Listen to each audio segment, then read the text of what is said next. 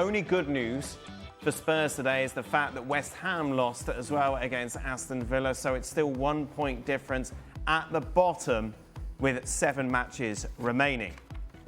Now, there was no post-match press conference from Igor Tudor. He had to leave because of a family emergency. So as a result, we won't talk about him personally or his future. I don't think that is particularly apt considering the circumstances. But we will obviously talk about what we saw today on the pitch, Craig.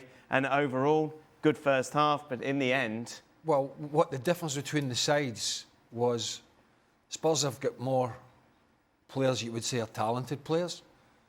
But Forest have, on the face of that, more resilience, because they got battered in the first half, but they defended. Centre-halves headed it away when they had to. Sells made a great save when he had to. They made some challenges. You know, Elliot Anderson, who's been excellent, could hardly keep the ball in the first half because the midfield was so tight, but at least they got the foot in and made some challenges. And then they come out and they had a bit more. Obviously, they scored, so Spurs are now deflated, and that's where you ask the question about this Spurs side. They lost that goal, and they got no response in the second half. The response was they allowed Forest to just gain more confidence. And it's almost like what we've talked about. They're not used to being... They had a bad season last year, but they weren't as close to being relegated as this. They were down there, but the points difference was... It wasn't realistic that they were going to go down. Now it is. So now every game is that 6-pointer now. Yeah. Every game, every point matters. Every clearance, every header, every mistake. And you just feel when Spurs take that bloody nose, although they did well at Liverpool last week to come back, that was a much better performance. Sorry about that, Stevie. But most teams do. But it just feels, looking at this, that out of the 3 teams down there, even though West Ham are in the bottom 3, they're the ones that look as if it could cave quicker. Yeah. Under the pressure of this relegation dogfight, so that's kind of where I am. Every single person, a player that plays for Nottingham Forest, has a job, knows what the job is, and knows that if they do that job, then they're in a fighting chance. And that's the difference between the 2 teams. Spurs, it has to be the personality of the players that they have in the squad. That they don't understand that the most important thing is to do that one job that you have. And if you can give us something else, that's a bonus. And the goals at the end, I mean, the second one, as I said in the highlight, there is, 5 white jerseys? And there's not one of them knows that Gibbs White is there. Right. Not one of them. I mean, Craig said it, the Forest defenders, they clear it, they head it away, they do their job. Spurs defensively, well, they can't do their job. Just can't do it. Obviously, we're not going to talk about, Igor Tudor's future and stuff like that because he's got other things going on.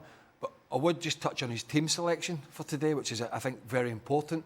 And I think a lot of Spurs fans have been questioning his team selection in all these games where they've been defeated. They had arguably one of the best performances in midweek against Atletico Madrid. They won 3-2, albeit Atleti knew they were, they probably took the foot off the gas a little bit because they had a 3-goal advantage. But still, they scored 3 goals at home against Atleti, and the scorer of the 3 goals didn't play today. Mm-hmm. Xavi Simons got 2, Kolo Muani got 1, and there's a game 3 days later, and it's a huge game, and the 2 guys that were arguably 2 of your better players that night don't play.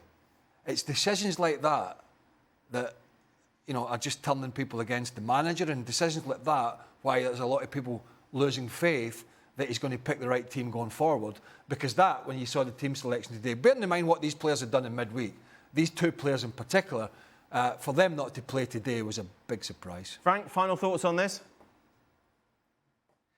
Well, you know what? When I see those names, I only see very good players. So there is a lack of soul, there is a lack of faith, the lack of leadership, because not only on the field but also on the bench, nobody is capable of giving an idea of what they have to do.